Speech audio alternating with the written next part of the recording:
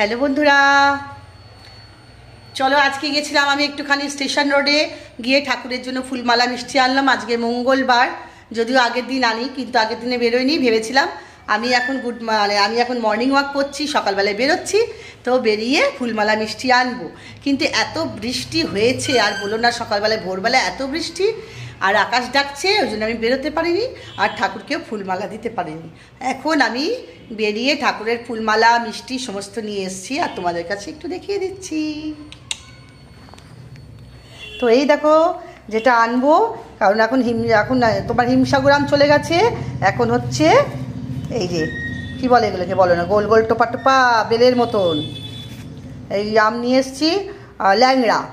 আর দেখো এগুলো লাল লাল টোপা টোপা টোপা টোপা এগুলো নিচ্ছি। আলু বকরা চাটনি করবো আর একটা এমনি খাবো। এখানে নিয়ে এসছি একটা নাইস বিস্কুট, আমার ওই ব্রিটানিয়া বিস্কুট আর ভালো লাগছে না। আর ছেলের জন্য নিয়ে এসছি চারটে সন্দেশ, আম আর এই ফল।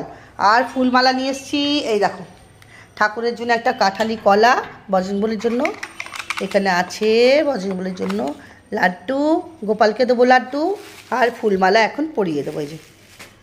এই হচ্ছে ব্যাপার অ্যান্ড স্যাপার। তো তোমরা সবাই কেমন আছো?